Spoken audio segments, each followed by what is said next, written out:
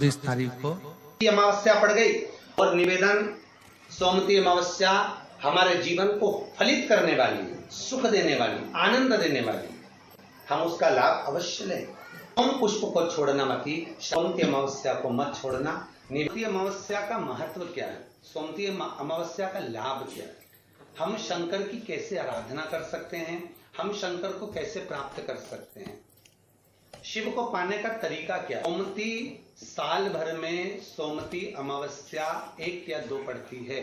सोमवती अमावस्या के दिन पीपल के वृक्ष की फेरी जो लगाई जाती है वो खाली नहीं लगाई जाती, चाहे कच्चे सूत से लगाओ, चाहे 108 आप हल्दी की गठान रख लो, चाहे आप कमलगट्टा रख लो, चाहे आप सिंदूर की डब्बी रख लो, चाहे आप दाग चिरौंजी रख लो, पर 108 वस्तु होना जरूरी है। कलदेव में जिसमें 52,000 ब्राह्मणों का वासा होता है, जिस पीपल में सारी सिद्धियां प्राप्त होती है, जिस पीपल में स्वयं लक्ष्मी नारायण के साथ निवास करती है, जिस पीपल में स्वयं सूर्यदेव शनि महाराज और यमराज को विराजमान करते हैं, उस पीपल में जिसमें ब्रह्मा विष्णु शिव सदा निवास करते हैं।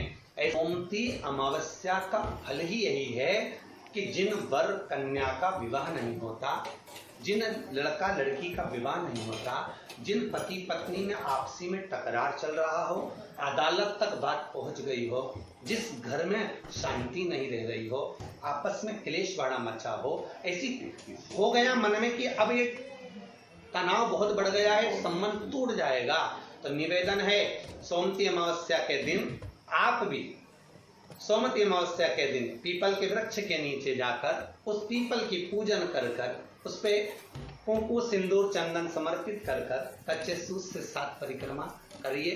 7 बने तो 7, वैसे तो 108 लगाओगे तो आपके जीवन में सुखता आएगी। और ये वो सोमवती अमावस्या पड़ रही है जिसको सोम पुष्प कहा जा रहा है, पुष्य नक्षत्र पड़ रहा है और जो स्वयं भगवान शंकर के लिए शुभ है।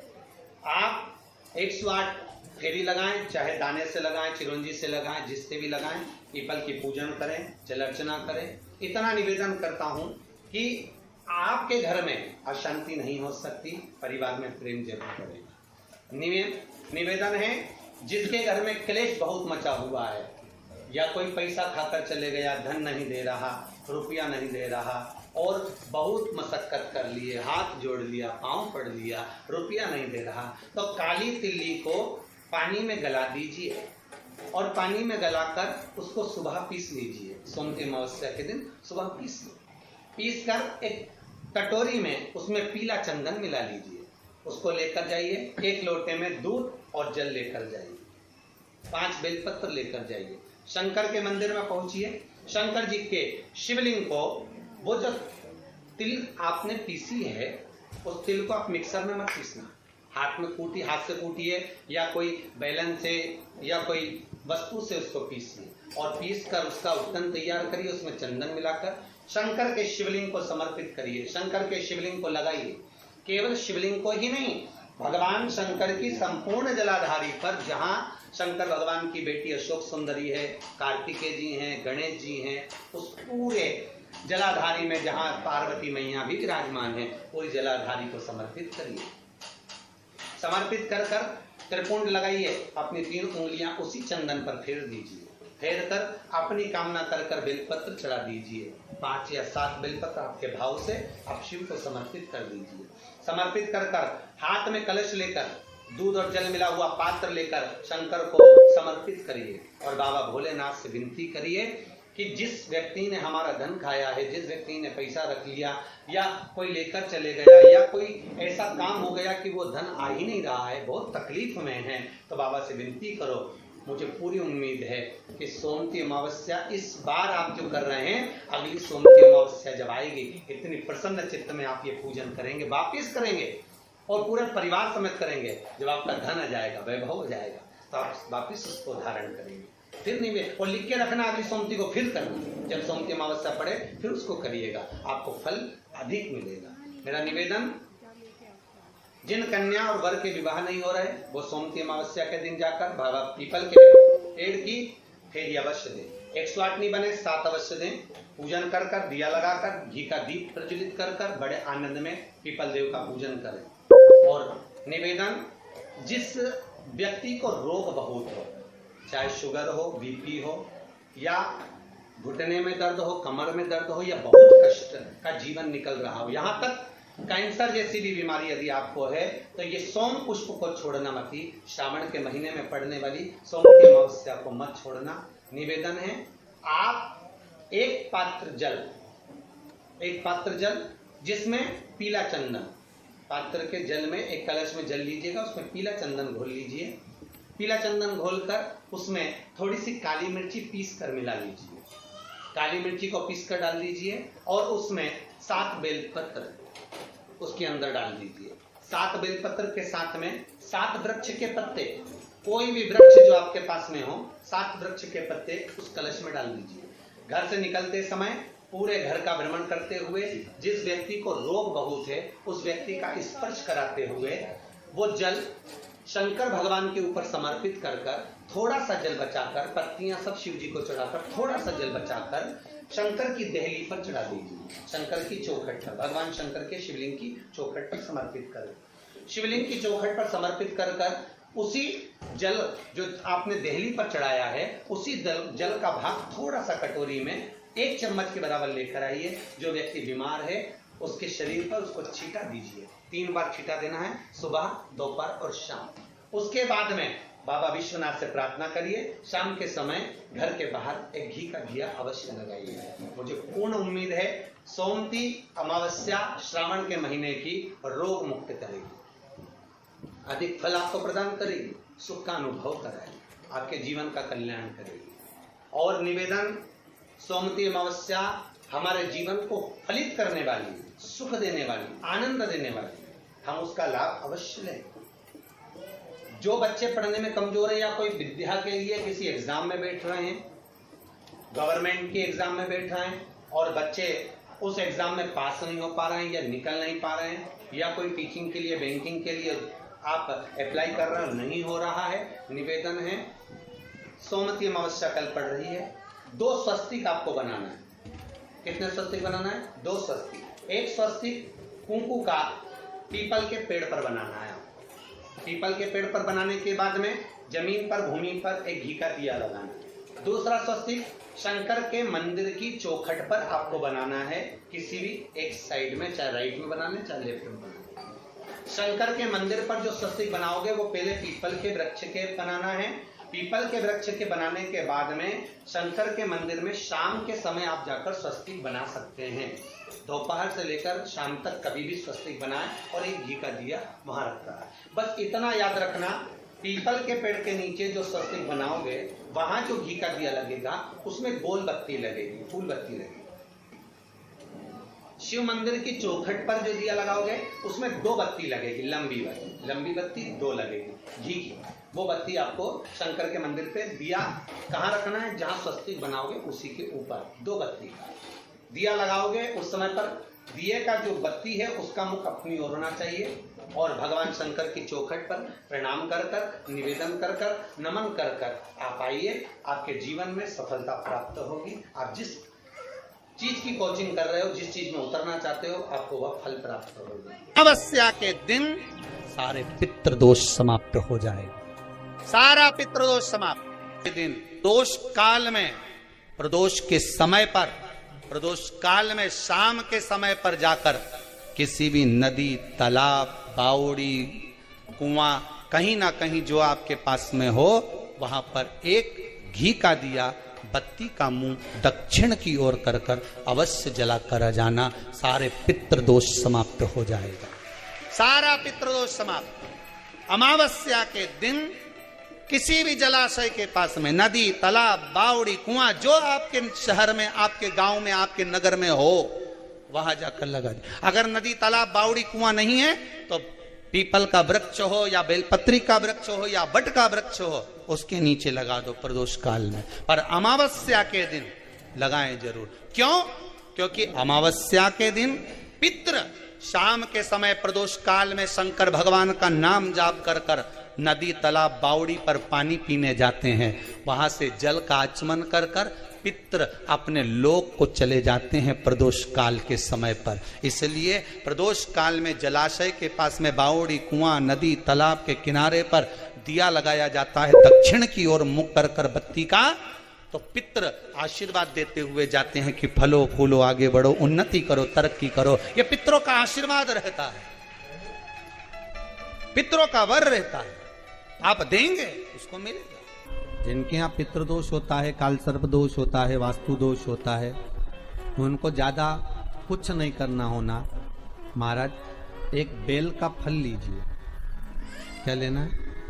बेल का फल, बेलपत्री का जो फल होता है उसको ले लो। उसके अंदर का जो गुर्दा होता है, अंदर का जो भाग होता है, उसको निकाल लीजिए और उस बेल के फल में आटा सेक कर उसमें शक्कर मिलाकर उसको उसके अंदर भर लीजिए। अमावस्या के दिन सुबह 10 बजे से पहले उस बेल फल में जिसमें तुमने पंजेरी भरी है, आटा सेक कर भरा है शक्कर के साथ में, उसको अपने घर में घुमाने के बाद में जिसको काल सर्प दोष बताया है, पितृदोष बताया है या वास्तु दोष का स्मरण बताया है, घर में सब दूर घुमाकर अपने परिवार का हाथ का स्पर्श कराकर पीपल के पेड़ के नीचे तक खड्डा खोदकर उस बेलपत्र के उस फल को दाब दीजिए। उस फल को उसमें दबा दीजिए। महाराज केवल एक अमावस्या करना रहता है, पितरों के दोष से मुक्ति मिलती है और हमारे घर के कार्य सफल होना प्रारंभ हो जाते हैं। कार्य की सफलता होती है, कार्य में सफलता प्राप्त होने लगती है। पितृदोष है, ये आपको कैसे मालूम पड़ेगा?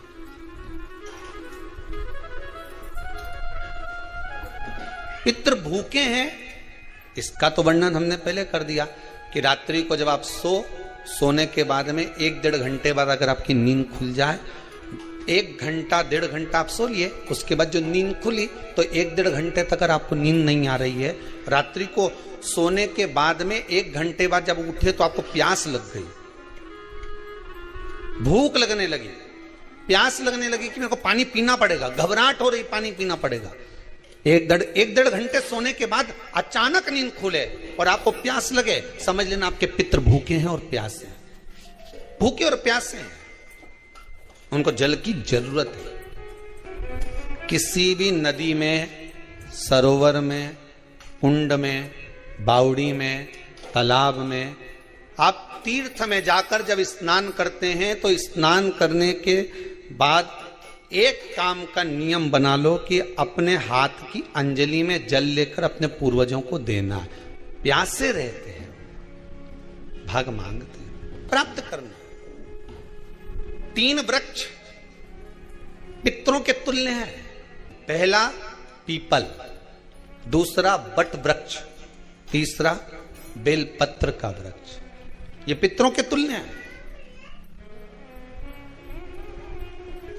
अगर आपको रात्रि में नींद नहीं आ रही है, ऐसा लगता है कि रात्रि को 1 घंटा 1.5 घंटा सोने के बाद कुछ गलत गलत विचार आने लगते हैं, नींद सुबह 3 बजे तक, 4 बजे तक नहीं आती, 4 बजे के बाद फिर नींद आती है, तो एक प्रैक्टिकल जरूर कर कर देखना।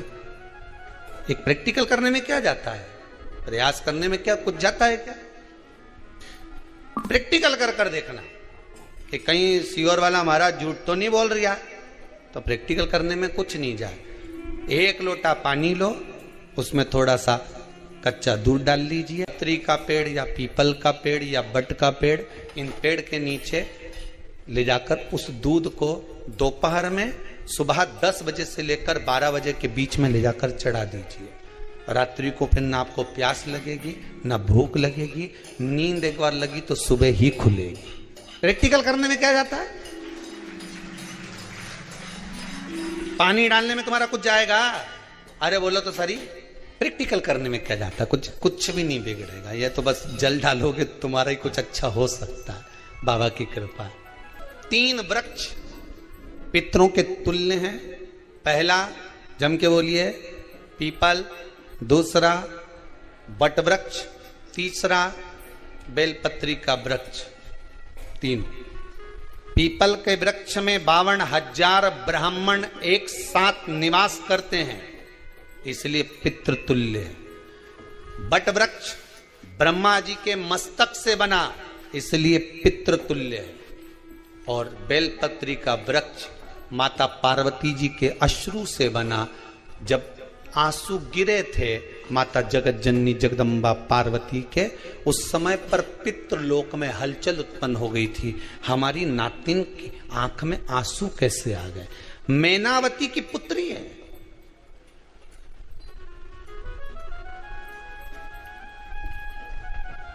पितरों की नातिन, इसकी अश्रु कैसे गिर गए?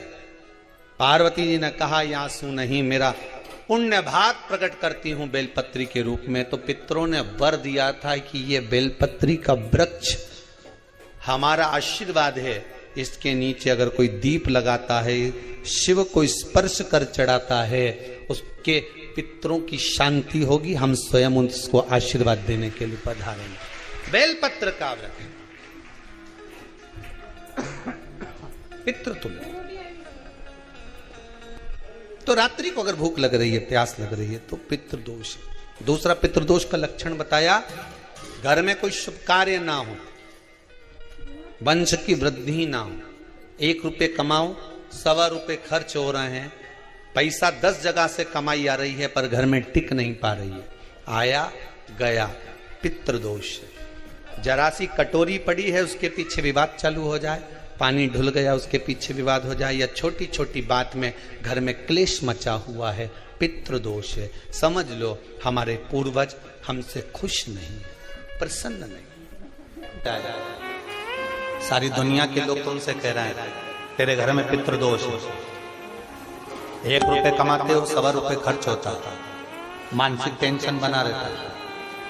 घर में एक व्यक्ति बीमार है, ठीक हुआ, दूसरा बीमार पड़ गया, दूसरा ठीक हुआ, तीसरा बीमार पड़ गया, तीसरा ठीक हुआ, चौथा बीमार पड़ गया।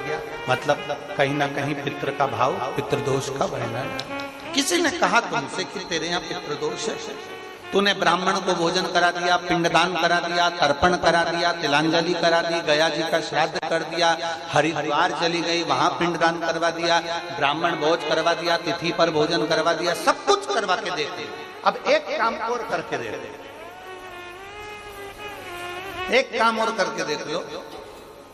जब तुम घर में भगवान शंकर की आरती, तुम्हारे घर में शंकर जी का शिवलिंग है, भले काय का भी हो, छोटा सा, भले सियोर का कंकर शंकर हो, नर्मदा का कंकर हो, चाहे शंकर पारद के हो, पीतल के हो, स्टील के हो, लकड़ी के हो, जिसके भी हो, लोहे के हो, पाषाण के हो, जिसके भी हो, शंकर का शिवलिंग अगर हमारे घर में है और आप रोज प्रतिदिन भगवान की आरती करते हो, प्रतिदिन, और आपको लग रहा है कि मेरे यहाँ तकलीफ चल रही है, ये ठीक ही नहीं हो रही, लगभग 1.5 महीना आप कम से कम 45 दिन, 1.5 महीने के करीब में ऐसा प्रयास करना कि भगवान की आरती, शंकर भगवान के शिवलिंग की आरती करने के बाद उस दिए को भगवान के सामने मत रखो, उस दिए को उठाकर जहां तुम पानी का मटका रखते हो, हंडा रखते हो, जिससे तुम पानी पीते हो, तुम्हारे रसोई घर में जो पानी का मटका, हंडा, बाल्टी, आरओ का पानी जिस मटके में गिरता है, हंडे में गिरता है, जिसको हमारे यहाँ पितरों का स्थान कहते हैं, उस स्थान पर, उस मटके के पास में, उस हंडे के पास में, उस बाल्टी के पास में, जहां रसोई घर में पानी रखते हो, उस रसोई घर में पानी जहां रखते हो, उसके पास में उस दिए को भगवान के सामने नहीं रखना। आरती उतारने के बाद उस दिए को ले जाके सीधे परिंडे के पास में, उस हंडे के पास में, मटके के पास में उसको रखो। केवल 1.5 महीना कर कर देखना। 1.5 महीने के बाद तुम्हें मालूम पड़ेगा कि हम वापिस उन्नति की सीढ़ी पर चढ़ना प्रारंभ कर दिए, हमें फल मिलना चाहिए। अब तुम्हें ना कहीं जाना है, ना कहीं आना है, ना कोई खर्चा है। खर्चा है क्या? ईमानदारी से बोलो, कोई तुम्हारा लाखों का रुपया लग गया क्या? रोज आरती करते हो रोज आरती। बस आरती का नियम बना लो कि हमको पितृदोष किसी ने बोला है, हमारे घर में अशांति है, पितृदोष है, कोई कह रहा है कि तुम्हारे घर में पितृदोष है, हमने सब कुछ करके देख लिया। अब हमें ये करना है कि महादेव की आरती जब होती है तो उसकी ज्योत का दर्शन करने पर 1000 कपिला गाय के दान का पुण्य मिलता है। तो ये पुण्य हम हमारे पितरों को देते हैं, जिससे उनकी मुक्ति हो जाए और हमें आशीर्वाद प्राप्त। तो दिए को नीचे नहीं रखना, आरती उतारने के बाद आरती पूरी हो जाए तब उस दिए को ले जाकर जब आप ले जाकर उसको रखें तब उस स्थान पर रखें जहां पितरों का स्थान। 7 स्थान शिवलिंग के बताए हैं जहां पर भूल से भी अगर कोई चंदन की उंगलियां लगा देता है, 7 स्थान ऐसे हैं जहां चंदन की मात्र उंगलियां लगा देने से ही शिव पितृलोक के पितरों को मुक्ति प्रदान करके वैकुंठ लोक का निवास दे देते हैं। 7 स्थान।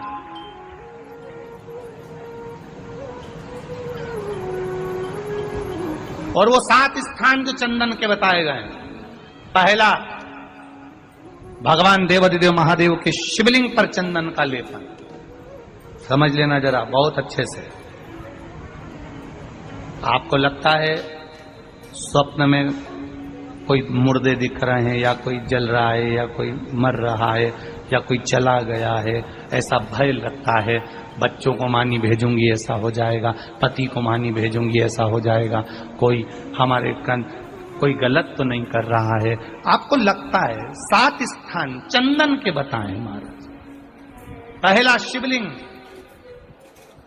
दूसरा जहां गणेश जी का स्थान है, मालूम है ना सबको, जम के बोलो जरा, मालूम है ना सबको, जहां गणेश जी का स्थान है वहां अलग से गणेश जी बैठे, वहां नहीं।